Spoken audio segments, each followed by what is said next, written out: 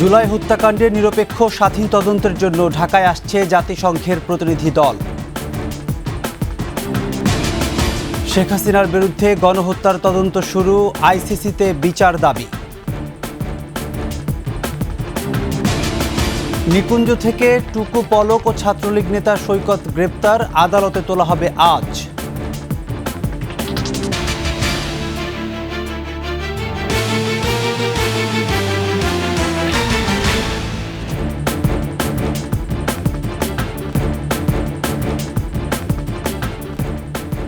শুনছিলেন first security ইসলামী bank PLC সংবাদ শিরোনাম। আমন্ত্রণ ২১ সংবাদে, সাথে আছি আমি প্রণব চক্রবর্তী। দর্শক, ২১ টেলিভিশনের সংবাদ একই সাথে সরাসরি দেখতে পাবেন আমাদের ফেসবুক পেজ www.facebook.com/2124 অনলাইনে। কোটা সংস্কার আন্দোলন ও পরবর্তীতে সরকার পতন আন্দোলনে যে সহিংসতা হয়েছে তার নিরপেক্ষ স্বাধীন তদন্ত করবে জাতিসংঘ। আগামী সপ্তাহে জাতিসংঘের একটি প্রতিনিধি দল বাংলাদেশে আসবে। তদন্তের পর তারা দায়বদ্ধতা নিশ্চিতে একটি পথ নির্দেশিকা দেবেন বলেও জানিয়েছেন জাতিসংঘ আবাসিক সমন্বয়কারী গোয়েন লুইস। অন্তর্বর্তীকালীন সরকারের পররাষ্ট্র উপদেষ্টা মোহাম্মদ তৌহিদ হোসেনের সঙ্গে বৈঠকের পর তিনি সাংবাদিকদের এসব তথ্য জানান। গোয়েন লুইস বলেন, তারা বাংলাদেশে আসার জন্য টিকিট করে ফেলেছেন এবং আগামী সপ্তাহে আসবেন। এই প্রতিনিধি দল প্রাথমিকভাবে ফ্যাক্ট ফাইন্ডিংয়ের কাজটি করবে। তাদের কাজের পরিধি, টার্মস অব রেফারেন্স, কত সময় কাজ করবে সেটি নিয়ে এখনও কাজ চলছে বলেও জানান লুইস। ছাত্র জনতার আন্দোলন চলাকালে গত 15 জুলাই থেকে 5 আগস্ট পর্যন্ত হত্যা, গণহত্যা, নির্যাতন সহ মানবতা বিরোধী অপরাধের অভিযোগে সাবেক প্রধানমন্ত্রী শেখ হাসিনা সহ 10 জনের বিরুদ্ধে তদন্ত শুরু করেছে আন্তর্জাতিক অপরাধ ট্রাইব্যুনালের তদন্ত সংস্থা। গণহত্যার অভিযোগে আনা নিহত সিয়ামের বাবার আইনজীবী গাজী MH তামিম বিষয়টি নিশ্চিত করেছেন। তিনি জানান, বুধবার রাতেই তদন্ত শুরু করেছে তদন্ত সংস্থা। 7 দিনের মধ্যে এই তদন্তের অগ্রগতি প্রতিবেদন অভিযোগকারীদের জানানো হবে বলে নিশ্চিত করেছেন সুপ্রিম কোর্টের এই আইনজীবী।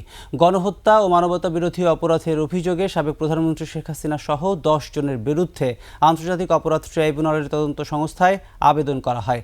কোটা সংস্কার আন্দোলনে নিহত সাভারের 9ম শ্রেণীর শিক্ষার্থী আরিফ আহমেদ সিয়ামের বাবা বুলবুল কবির এ আবেদন করেন। সাবেক প্রধানমন্ত্রী সহ মন্ত্রী পরিষদের সদস্য এবং পুলিশের প্রশাসনিক কর্মকর্তা এবং তাদের ঊর্ধ্বতন কর্মকর্তার বিরুদ্ধে যে গণহত্যার অভিযোগে মামলা দায়ের করেছিলাম, ট্রাইব্যুনালের তদন্ত সংস্থা সেটি একটি মামলা হিসাবে গ্রহণ করেছেন যে ওনারা তদন্ত চলাকালীন অবস্থায় চাইলে ট্রাইব্যুনাল বরাবর এই আসামিদেরকে গ্রেফতারের জন্য একটি গ্রেফতারি পরোয়ানার দরখাস্ত করতে পারেন। চিফ প্রসিকিউটর এই তদন্ত প্রতিবেদনকে একটি ফরমাল চার্জ বা আনুষ্ঠানিক অভিযোগ আকারে ট্রাইব্যুনালে জমা দিবেন। এভাবেই ট্রাইব্যুনালের মামলার কার্যক্রম এবং বিচারের কার্যক্রম শুরু হয়ে যাবে। বাংলাদেশে ছাত্র জনতার আন্দোলনে হত্যা ও সহিংসতার জন্য ক্ষমতাচ্যুত প্রধানমন্ত্রী শেখ হাসিনাকে আন্তর্জাতিক অপরাধ আদালতে বিচারের মুখোমুখি করতে যুক্তরাজ্যের পররাষ্ট্রমন্ত্রী ডেভিড লেমিকে চিঠি দিয়েছে মানবাধিকার সংগঠন জাস্টিস ফর বাংলাদেশ। শেখ হাসিনার বিরুদ্ধে গণহত্যার যথেষ্ট প্রমাণ রয়েছে জানিয়েছে তদন্ত এবং বিচারের আহ্বান জানানো যুক্তরাজ্য ভিত্তিক সংগঠনটি। চিঠিতে বলা হয়, যুক্তরাজ্য এবং বাংলাদেশ দুই দেশই আইসিসির সদস্য হওয়ায় এর মাধ্যমে শেখ হাসিনা ও তার সহযোগীদের বিচার নিশ্চিত করা সম্ভব।